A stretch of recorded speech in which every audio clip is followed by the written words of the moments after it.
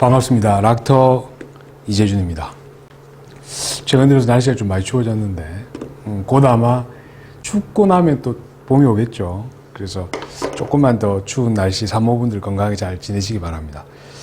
산모분들이 와서 저한테 물어보는 질문들 중에 최근에 조금 늘어난 질문이 뭐냐 하면 제왕절개는 몇 번까지 할 수 있냐를 저한테 많이 물어보십니다. 어떤 병원에서는 제왕절개를 2번째까지만 해주고 3번째 이상은 해주지 않는다. 그런 경우도 있고, 셋째를 가졌을 때는 자기가 놓을 데가 없어서 대학병원 가서 아기를 놓았다. 이런 말씀을 하시는 분들도 있는데, 제 개인적인 경험으로 이야기 드리면, 물론 저는 이제 제왕절개 수술을 한 지가 횟수로 치면은 거의 한 30년 정도 되었습니다. 지금까지 제 기억에 남는 가장 많은 제왕절개 횟수를 기록한 산모는 6번째 제왕절개를 하신 분이 있습니다. 그러니까 그분 물론 아기를 6명 놓으셨겠죠. 첫 번째부터 6번째까지 제가 이제 제왕절개를 하신 분이 계세요. 그것 말고 넷째, 다섯째는 제법 있으시고 셋째는 정말 많습니다. 그래서 그러면은 왜 제왕절개의 횟수가 2번이다, 3번이다 이렇게 더 이상 못한다 이런 이야기들이 많이 떠도느냐.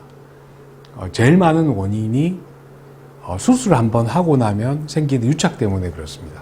보통은 이제 우리가 개복수술, 제왕절개 수술은 어쨌든 개복을 하는 수술이거든요. 개복을 하는 수술을 했을 때 출혈도 발생하고, 그리고 수술 시간이 오래되면 오래될수록 공기 중에 조직들이 노출될 가능성도 높고, 거기에서 수술 이후에 낫는 과정에서 염증이 발생하고, 그 염증 때문에 조직과 조직이 유착이 일어날 수밖에 없습니다.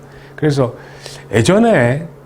아주 예전에, 근데 제 기억에 한 몇십 년, 5, 60년 전이죠. 그때 제왕절개를 했을 때, 그때는 제왕절개의 수술 시간이 1시간 반에서 2시간 정도 걸렸다고 합니다, 실제로. 그런데 저는 그렇게 오래는 하진 않는데, 보통은 산부인과 선생님들이 이야기하는 스킨 투 스킨, 처음에 절개하고 들어가서 피부까지 봉합하는 데까지 걸리는 시간이 보통 30분입니다.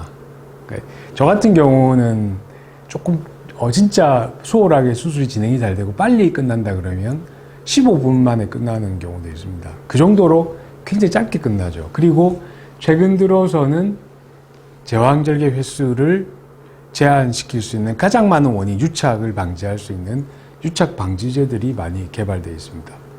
유착 방지제들은 지금 나온 지 한 20년 정도가 된 것 같은데, 처음에 이제 나왔을 때는 이게 헝겊처럼 이렇게 생긴 직사각형 모양의 유착 방지제를 우리가 수술한 부위에다 붙였습니다.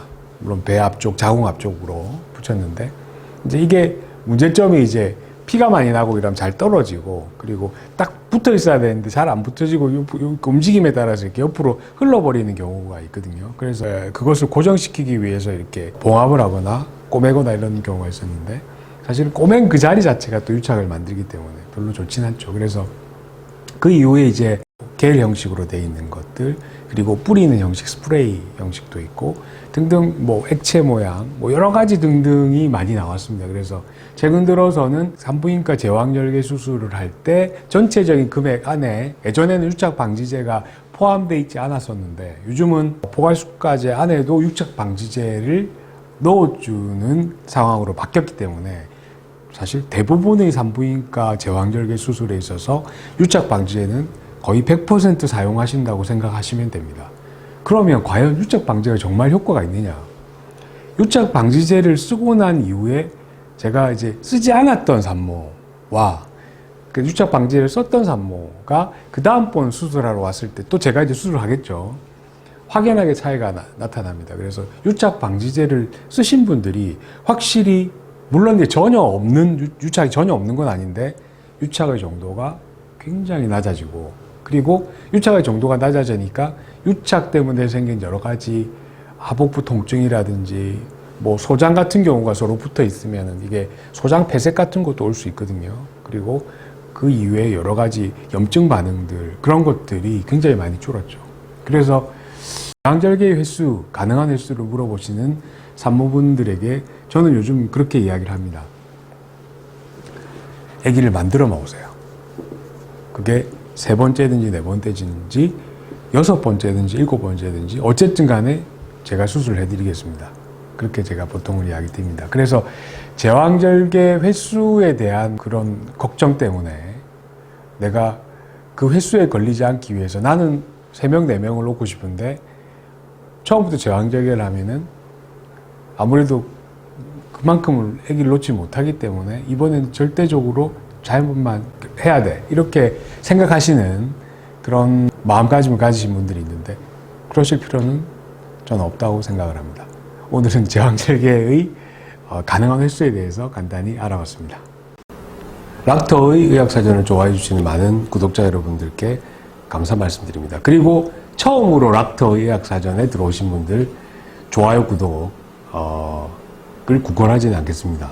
하지만 여러분들이 좋아요, 구독은 제가 락터의 의학사전을 만드는데 굉장히 큰 힘이 됩니다. 여러분들의 구독과 좋아요를 부탁드립니다. 고맙습니다.